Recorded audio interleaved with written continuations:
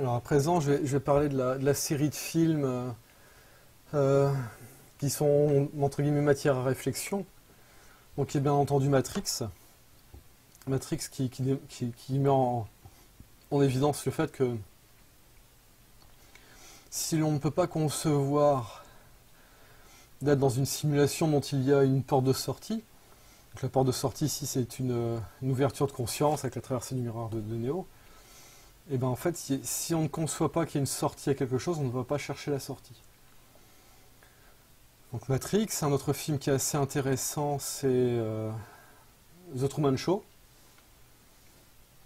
Donc là encore une fois, on voit qu'il y a un environnement qui est réduit, qui est organisé, mais qui est organisé de telle façon que le personnage principal ne se rend pas compte qu'il est dans quelque chose d'artificiel. Autre film intéressant, c'est Eternal Sunshine, donc toujours avec Jim Carrey, où là en effet, c'est l'histoire d'un couple, ils décident de s'oublier l'un l'autre, et en gros ils effacent leur mémoire, mais il y a quand même quelque chose qui reste, et ça leur revient. Donc là ça parle clairement des résurgences de vie antérieure quand on se réincarne. Soit dit en passant, c'est pas normal de ne pas se souvenir de ses vies précédentes. Donc ça c'est quelque chose qui a été fait pour nous empêcher d'évoluer pleinement, et en nous mettant a priori dans des vies courtes, pour ne pas nous laisser le temps de bien retrouver tout ce qui se passait avant. Donc en fait on refait toujours la même journée, c'est un peu le principe d'un jour sans fin, mais en fait on n'a pas la mémoire, des jours précédents. Donc le film Un jour sans fin, je trouve que c'est avec Bill Murray, donc c'est pareil. Donc là il revit toujours la même journée, mais lui il se souvient de ce qui s'est passé avant. Ensuite il y avait un film aussi intéressant qui s'appelait Dark City. Dark City, c'est toujours sur le même principe, hein. Là on voit que c'est un environnement artificiel, et qu'effectivement il y a des choses qui sont faites pour faire oublier les choses aux personnes. Encore un autre film intéressant, c'est Passé virtuel. Donc ça c'est l'histoire d'un homme qui crée une simulation et dans laquelle il est possible de se projeter, hein, c'est la réalité virtuelle. Et il y a beaucoup de films comme ça d'anticipation qui deviennent très, très d'actualité avec les technologies qu'on a. Ce qui se passe dans les dimensions, c'est ça, c'est qu'il y a des parcelles d'âme qui sont prises et on les met on leur met des cases de réalité virtuelle, on les met dans des espaces. Et elles vivent et elles croient que ce qu'elles vivent c'est la réalité, or elles sont sous l'influence d'une simulation. Autre film intéressant, toujours sur le même thème, c'est The Signal, Le Signal. Donc là je ne vais pas en parler plus, mais bon voilà, c'est pareil, c'est à un moment des personnes qui sont confrontées à un phénomène et qui vont se rendre compte qu'à un moment, ce qu'elles croyaient être réel, c'est pas réel. Donc ici, mes propos sont toujours le même. C'est de dire que toute chose est potentiellement vraie jusqu'à preuve du contraire, et que les informations que nous recevons par nos sens ou via la conscience peuvent être très relatives, et c'est ce dont on se rend compte quand les illusions se lèvent. Donc ici, c'est de vraiment toujours être à l'affût de qu'est-ce qui peut être illusoire, dans quelle mesure nous ne sommes pas en dissonance cognitive. Ça me fait penser notamment à des personnes qui ne se souviennent pas de leurs rêves. Et quand je leur pose la question pourquoi vous ne vous souvenez pas de vos rêves, je dis souvent c'est des choses sombres et horribles qui se produisent, donc je préfère pas m'en souvenir. Donc là, elles avouent que c'est elles qui s'empêchent de se souvenir de certaines choses ou de voir certaines choses. Pareil au niveau des perceptions extrasensorielles, des personnes qui perçoivent et qui vont bloquer leur perception parce que c'est dérangeant par rapport à leur système de croyance et par rapport à leur capacité à gérer leur émotionnel. Donc là on voit bien que dans ces cas-là, ce sont des arrangements qui sont faits au niveau de la réalité en disant la réalité c'est cela. Et ce qui sort de cela, ce n'est pas réel. Ce que je viens de nommer, c'est exactement aussi ce qui est fait au niveau de l'histoire. L'histoire, c'est une convention. L'histoire, elle est écrite par les vainqueurs. Napoléon Bonaparte disait « L'histoire, c'est un mensonge sur lequel tout le monde s'entend ». Simone Veil, la philosophe, disait « Croire en l'histoire officielle, c'est croire des criminels sur parole ». Alors pourquoi je parle de ça? C'est que tout ce qui ne rentre pas dans le cadre de l'histoire officielle, c'est mis au placard. Donc en fait, au niveau historique, il y a des placards remplis d'informations qui ne collent pas avec le reste, mais comme ça ne colle pas, c'est que c'est une anomalie. Ça, c'est pas là pour dire que la version officielle pourrait être remise en cause, ce qu'on appelle du révisionnisme. Non, non, le révisionnisme ici, c'est quelque chose de négatif, alors que c'est la base de l'histoire. C'est pourtant ce qui a été fait par des Russes avec ce qu'on appelle la nouvelle chronologie, et ils se sont rendus compte qu'au niveau de l'histoire, il y a eu des arrangements, et que notamment il y a eu des copier-coller pour faire croire que certaines choses, en fait, pour résumer la chose, en fait, l'histoire des 1000 dernières années, ils l'ont étendue sur 2000 ans, alors donc forcément il a fallu remplir 1000 ans. Donc il y a eu des arrangements et on se rend compte qu'il y a des copier-coller, juste les noms qui changent, mais en fait on attribue des lieux, on dit qu'il y a deux noms différents, que c'est deux lieux différents avec deux histoires différentes, mais en fait tout s'est passé au même endroit. De la même façon au niveau de l'histoire qui est venue jusqu'ici, il y a des lignées entières qui ont été effacées, des lignées royales entières qui ont été effacées, notamment au niveau des descendances du Seigneur Jésus, voilà, on a complètement fait disparaître ça.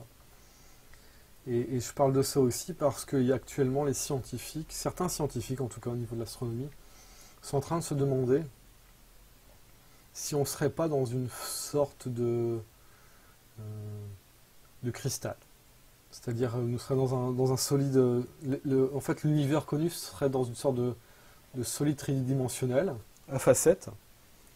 Et l'hypothèse de certains serait de dire qu'il n'y aurait pas autant d'étoiles qu'on le croirait, mais qu'en fait, ce qu'on verrait à certains moments, c'est des réflexions sur les parois d'étoiles qui sont à d'autres endroits. C'est-à-dire qu'on aurait la tendance à regarder au niveau... Là, je ne parle pas au niveau des amas proches, et de ce qui serait qualifié d'amas plus lointain, de dire, voilà, en fait, à certains moments, on verrait des reflets, et que ce serait un peu le palais des miroirs, et qu'en fait, il n'y aurait pas autant de soleil. Encore une autre information... donc là, toujours pareil, matière à réflexion, c'est concernant le Soleil et la Lune. On dit souvent l'explication la plus simple est souvent la meilleure. Quel extraordinaire hasard que la Lune et le Soleil, la plupart du temps, donnent l'impression qu'ils font exactement la même taille. On va nous dire, le Soleil est à telle distance, la Lune est à telle distance. Voilà, donc c'est un effet d'optique de croire qu'ils ont la même taille, ce qui est parfaitement possible, mais qui peut quand même, voilà, on peut garder à l'esprit que c'est peut-être pas forcément exactement comme ça que ça fonctionne. Je parle de ça parce que toujours, alors je pense que je mettrai le lien, de ce reportage des frères Bogdanov par rapport au phénomène OVNI. Dans la vidéo, à un moment, donc il y a un expert en photo truquée qui dit ben voilà, bon, j'ai reçu un film d'un ami, je sais que c'est pas truqué, et il y a une observation d'un objet qui passe devant la Lune, et donc ça dure un certain temps, et on sait qu'il est au niveau de la Lune parce qu'en fait la Lune se déplace, mais l'objet, lui, il reste toujours, il suit toujours la même trajectoire par rapport à la Lune. Donc ça montre bien qu'il est en orbite par rapport à la Lune. Et la personne dit oui, mais on voit, voilà, quand on voit la taille de l'objet par rapport à la Lune, on voit qu'il traverse la Lune, donc en fait l'objet doit être d'une taille qui est absolument extraordinaire. Alors là où il peut y avoir un problème, c'est que il y a certains appareillages qui vont donner certaines informations par rapport à la Lune et le Soleil. Mais moi, quand je me cale au niveau de la conscience, et que j'observe le Soleil, la distance qui a... Alors le jour où j'ai fait ça, clairement la distance qu'il y avait entre moi et le Soleil, c'était 10 000 km. C'était pas 150 millions de kilomètres, c'était 10 000 km. Et à cette époque-là, alors je sais plus, je crois que c'était printemps-été, l'information qui m'était donnée, c'était que le Soleil il était à 7000 km au-dessus de la Terre, à 3000 km de là où j'étais. Donc c'est... je sais plus exactement, bon, je dis peut-être une bêtise, mais en tout cas je savais que voilà, c'était ouais, non, si c'est ça, à peu près 7000 km au-dessus de la Terre, et à peu près à 10 000 km de moi. Et que donc, a priori, l'été, le soleil a plus tendance à être au-dessus de nous, donc on a beaucoup plus de chaleur, et quand ça s'éloigne, ben forcément, c'est comme si notre lampe chauffante elle était un petit peu plus loin, donc on recevait moins de chaleur. Là, je parle de chaleur directe, parce qu'il y a aussi les masses d'air qui nous permettent d'avoir des températures appréciables. Pourquoi je parle de ça? C'est que quand je pose la question par rapport à la Lune, c'est pareil. L'information qu'on me donne, c'est que la Lune ne fait pas la taille, qu'on dit qu'elle fait, elle est beaucoup plus petite, et qu'elle aura une taille de mémoire qui se compterait en dizaines de kilomètres. dizaines ou centaines de kilomètres, mais vraiment pas plus. Vraiment pas plus. Donc ici, je parle de tout ça pour dire, voilà, il y a la possibilité que tout ce que nous raconte, ce soit réel, mais on a aussi la possibilité que ce soit faux, et que ce soit faux transmis par des personnes qui de bonne foi pensent que c'est réel. Donc encore une fois, il y a vraiment des outils qui ont été utilisés pour calculer les distances, comme la parallaxe et ainsi de suite, qui pourraient indiquer que, voilà, que par rapport à la distance entre deux points sur Terre, ça nous donne la correspondance, et ainsi de suite. Mais encore une fois, je ne suis vraiment pas sûr qu'il n'y ait pas la possibilité que des illusions soient créées à ce niveau-là. Encore une fois, là, je me base juste sur les informations que je reçois, que j'ai intérieurement par rapport à l'extérieur. Il y a énormément de choses qui ne sont pas censées exister et qui pourtant existent. L'âme, c'est pas censé exister, pourtant ça existe. Avec l'âme, ce qu'on appelle la magie, c'est une réalité. Mais forcément, la magie, c'est l'âme qui agit, en langue des oiseaux. Donc déjà, si on nie l'âme, on va nier la magie. Et quand on fait le compte de tout ce qui n'est pas censé exister, qui existe quand même, pour moi ça a commencé avec les sorties de corps, c'est comme ça que ça m'a rendu un peu plus questionnant par rapport à l'environnement et qu'est-ce qui était réel et qu'est-ce qui n'était pas. Mes derniers propos, c'est en lien avec les simulations informatiques. Je joue à des jeux vidéo qui sont de type, notamment un certain nombre FPS, c'est-à-dire que c'est des jeux à la première personne, c'est-à-dire que l'on voit la scène comme ici, nous, on verrait les choses. Et la même chose que dans un cas de réalité virtuelle. Et que si on utilise des outils de mesure de vision dans ces simulations, notamment utiliser une lunette pour regarder, et ben les informations qui vont nous être données, elles vont nous être données par la programmation qui sont en lien avec la simulation. Je dis ça pour dire que voilà, c'est un univers virtuel, et que si le programmeur, du jour au lendemain, il décide de changer une donnée dans le programme, il va pouvoir changer la donnée dans le programme. Il fait une mise à jour du programme, et derrière, ben, si il veut que le ciel soit rouge au lieu d'être bleu, ben, le ciel va être rouge au lieu d'être bleu. Et nous, dans le jeu, on va voir le ciel rouge.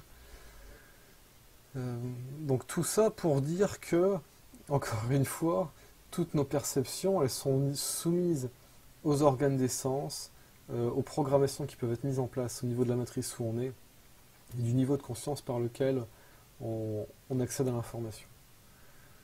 Voilà. Donc encore une fois, là, tout ça, c'est que matière à réflexion.